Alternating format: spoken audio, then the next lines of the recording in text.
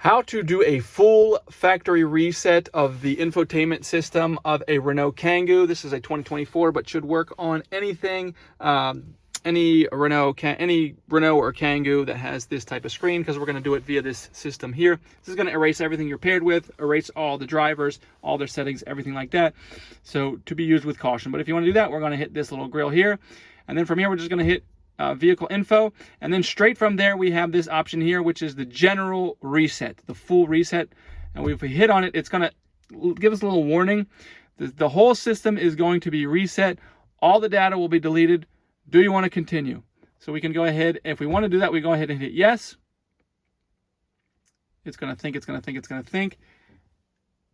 and then it's going to say that it has finished everything, and now everything has gone in. And if we go into the users and everything like that, everything will now be reset to the way it was when it came off the assembly line.